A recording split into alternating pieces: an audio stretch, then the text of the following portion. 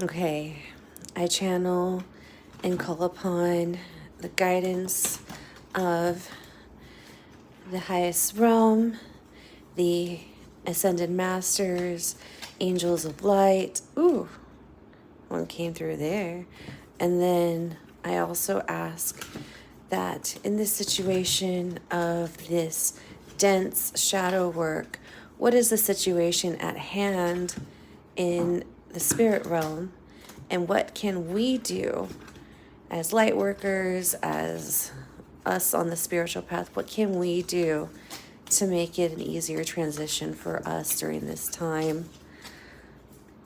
Dayanada came through for protection and for someone to look towards during this time. Heart awakening, awaken to acceptance and divine love, give and receive in balance.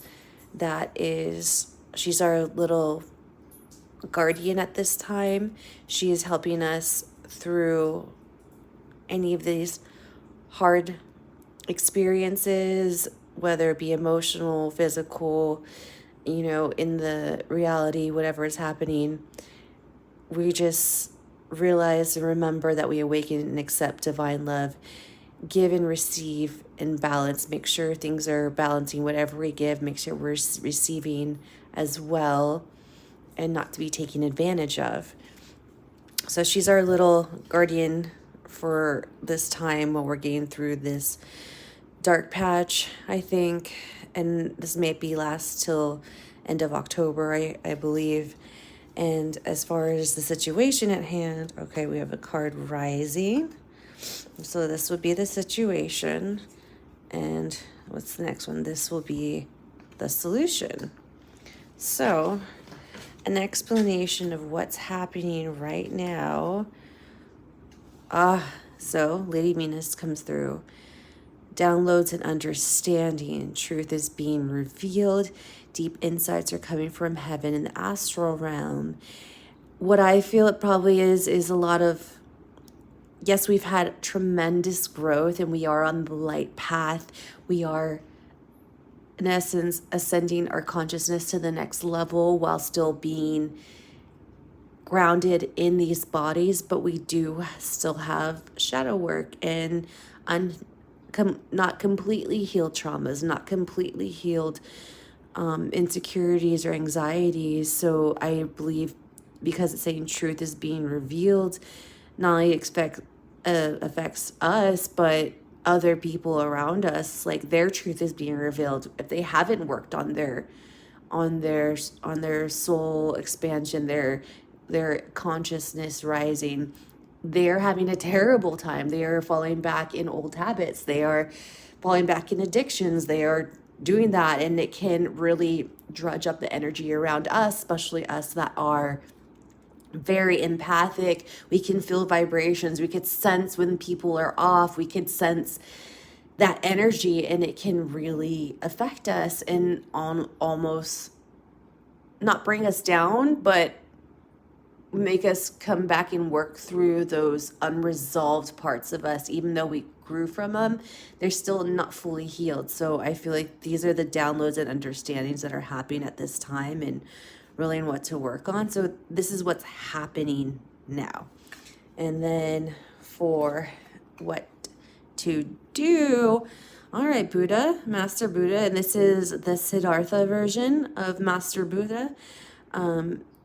Increased awareness, the fact that we're naming these things, we're aware, maybe doing more journaling, taking time in nature, meditating more, grounding. And that's what I always think with Buddha and everything. It's all about grounding that spiritual energy into the reality.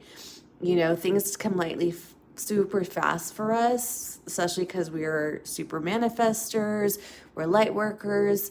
Things can turn in a drop of a moment. Someone can be really elated and great in one moment, and then all of a sudden you're back to that low, like, oh no, what's going on? I feel out of sorts.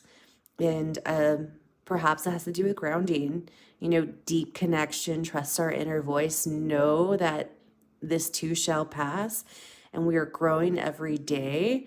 Obviously, spiritual journeys, there's no end to them. Even after death, there's no end to the spiritual journey. So I think we just have to accept the ebbs and flows of what's happening right now, and realize these are downloads and understanding. Truth is being revealed. All these insights that are coming through, it's blunt. It's not happy hippie kind of thing. It's blunt. It's coming through in the realist it can be, to make us focus on what's possible, what we need to work on to get to that nice baseline level where we want to be at, especially with our 5D vibration. It is a perception, it is conscious mind. It colors our reality. Everyone's reality meets at some point, but everyone is different aspects of that one true God, goddess, great spirit, unity, source energy, and how we express it is different than others. And that's why I'm glad we have a community to help us express in the most positive and truthful and authentic ways. And the fact that we can be honest, when we struggle or we're having a hard time, it's beautiful because we know that we can do what's needed for our own spiritual work. So seems like, this is just what's happening.